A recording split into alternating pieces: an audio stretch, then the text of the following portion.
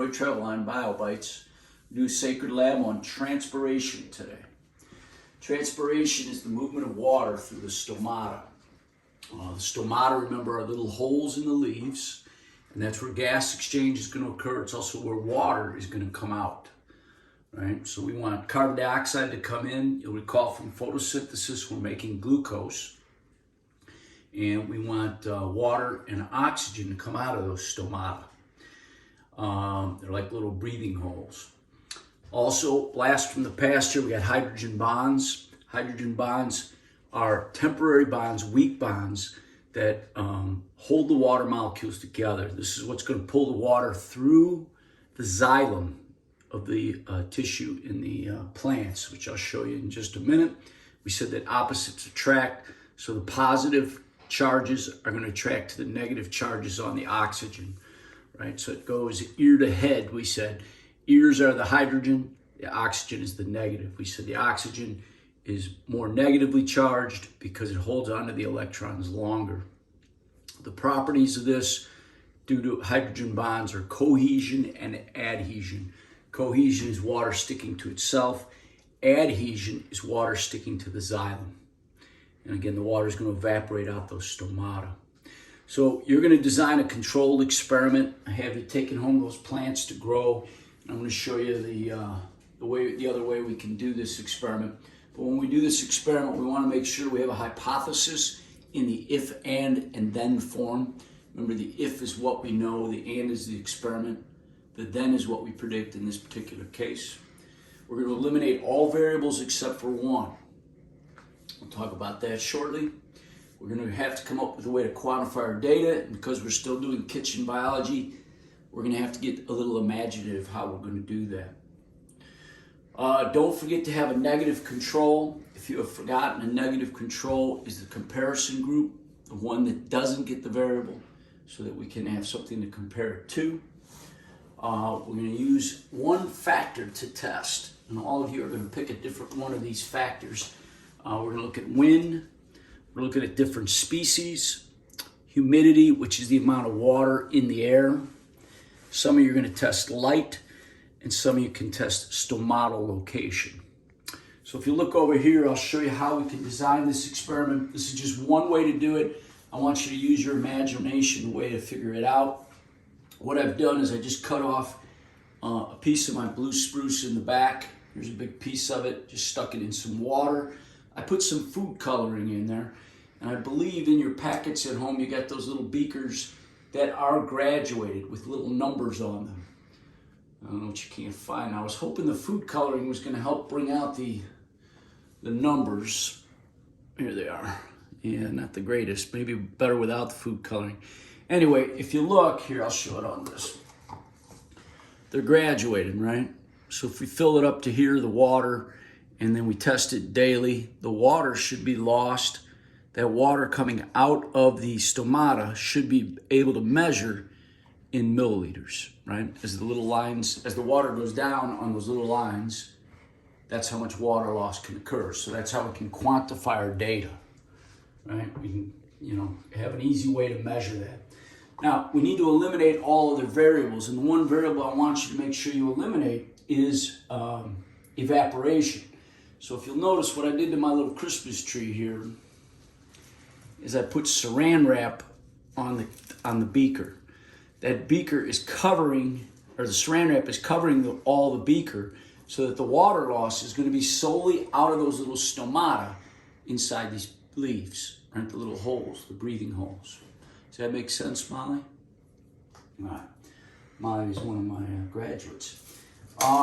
You should have some of this parafilm at home, which is a little bit nicer and a little bit more sturdy. So this parafilm I'll cut, instead of saran wrap, just got a little more sturdiness to it. And you can cover the beaker like so. And we'll poke one little hole in there. And like I said, some of you are going to test different species. So like I said, we got a little pine tree here, blue spruce. You can test some of this cat's claw. This is more of a tropical plant. Determine where its stomatal location is by sticking it in there. I'm letting it grow roots as we speak. Maybe a white pine versus a Colorado blue spruce. You cut a small piece off the tree. I don't think it'll damage the tree. And here's another tropical plant. It does well in water. In fact, this one rooted right in the water. It's a relative of philodendrons called a photis, I believe is the name of it. Anyway, so depending on which factor you're going to look, I got one set up here for wind. So I'd have several species, several plants, different distances from the fan, right? And my guess here is in hypothesis. My hypothesis is if the wind is going to carry the water faster out of the stomata, makes sense, right? And we set the fan up towards the plants, then the plants closer to the wind should lose more water, right? When we go to measure those. How are we doing on time? 6 minutes. 6 minutes, great. Some of you can test light. I have to be careful here not to cause a fire or anything, right? But we can set up the plants with a light, and we can look at the plants, and would they be doing more photosynthesis? Now the thing is, most plants will close their stomates at night, and there is no photosynthesis going on. But the idea here is maybe we can fool some of these plants to keeping their stomates open all night, right? And those, if we do, then we should see a lot more water loss in the plants in the full light. Negative control then would be a plant in the dark, right? And we should fool that plant thinking it's always night. The stomates would always be closed. Depends on the plant species. You're going to have to do a little research there. Humidity, if you got a humidifier at home, we could set up a humidifier pumping water towards that plant. The idea being that if it's more humid, more moisture, less evaporation, we should see less water coming out of those stomata.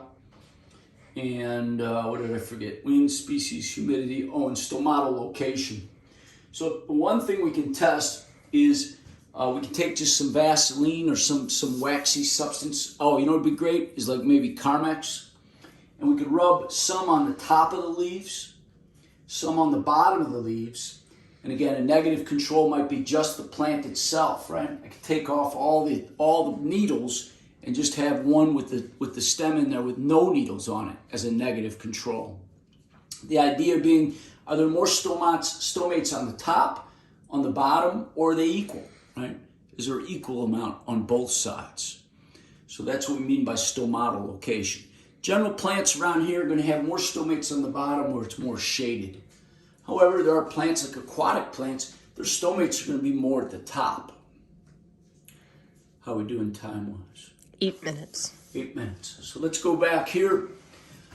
So you're going to pick one of these environmental factors, either wind, species, humidity, light, or stomatal locations.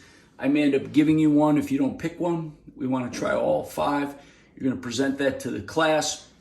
Remember, the hypothesis is if, and then, deductive reasoning. The if is the general statement, the and is the experiment, the then is what we predict in this particular case. Make sure you eliminate all variables, things like evaporation. That's why we're covering it with the parafilm or saran wrap. We're going to quantify our data. The easiest way, if you don't have something to measure mass, is just see how much water loss occurs daily. Probably let this run for a week or so. Make sure you have a negative control, maybe just a stem with all the leaves off. If you're dealing with light, then maybe have one in the dark and see what happens. And of course, the one variable we are going to manipulate is the one you are testing, right? You may change the humidity. You may have different number of species. What we're looking at here is the independent variable, right? The one we're going to manipulate. I'm Roy Treveline. This is Biology Bites. This is Transpiration Sacred Lab, second semester.